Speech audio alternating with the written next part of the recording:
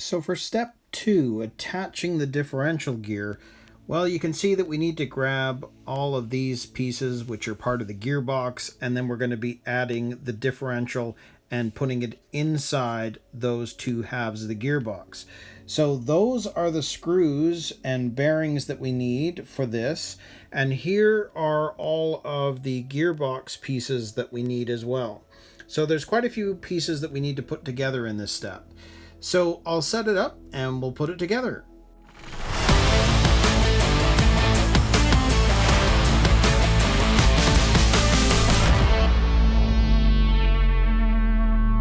So I think the first thing we'll do is we'll grab these F6 pieces, which are designed to house the bearings. So you put the bearing into here, squeeze, and it's in place.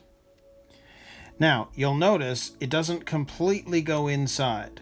And I did the other one as already, same sort of thing. So it doesn't fit completely inside that housing. And then we're going to grab the D6 piece, which is, if I can get this one right, it is, oh yes, this one.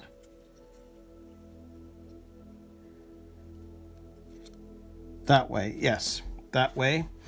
So with this, we're going to take one of these, and if you look at the way this is, you can see it kind of, it needs to fit this way facing outwards.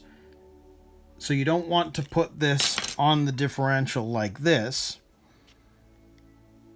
It needs to be sitting like that, so that that's on the inside. So that means that on this one, if we do this correctly, this one with this piece, you need to fit that facing that way. Push that in just like that, so it looks like that from that side. And then with this one, same thing. We're going to grab this and push that in so that it is facing outwards. And then we're going to grab our differential. Now, you'll notice that it shows the screws on this side. Now, it may not make a difference, but I'm going to do it the way that it is suggesting. And because I guess I could do it that way. Well, maybe we will. I wasn't sure which way that I would hold this in terms of getting the grease on here, but I'll do the whole thing.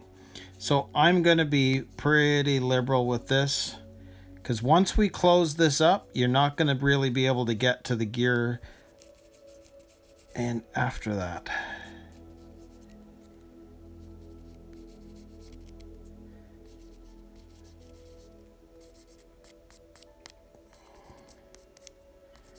So I think we've got enough on there, just like that. And we'll grab that piece and we'll put it inside of there. Now I'm just going to wipe my hands down here. So it should look like that. And then we're going to grab that other half. So you can see that this part here is going to sit over top of that, just like that. And you can see that we're going to take the BA5 screw. So this is the tapping screw, and the way that's designed is going to fit right there in that top hole. So I'll grab my screwdriver and we'll screw that in.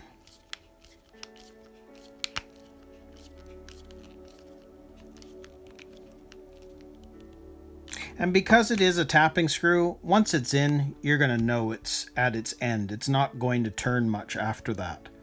So you can see we've got the top of the gear in there. So it should look like that when it's finished.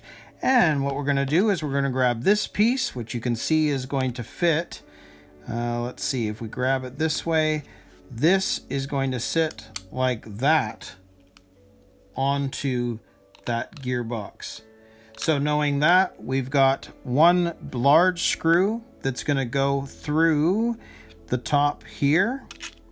So you can see it's in that top corner, and again, that's going to slide all the way through and down into there. And you can see that there's not much of the screw itself that's going to end up screwing in.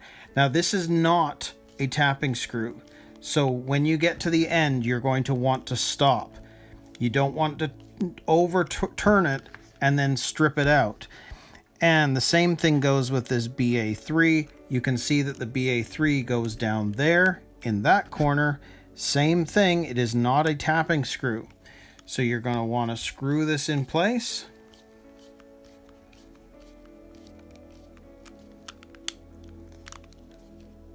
But don't over tighten it. Okay, I'm at the end, so I'm going to stop.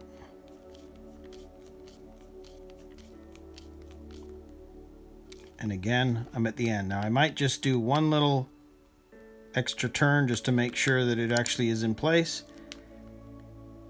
Seems to be. So there we go. That is what this should look like after finishing step 2. Very cool. So step 2 is done. So now we're going to move on to step 3 and put together the gear case.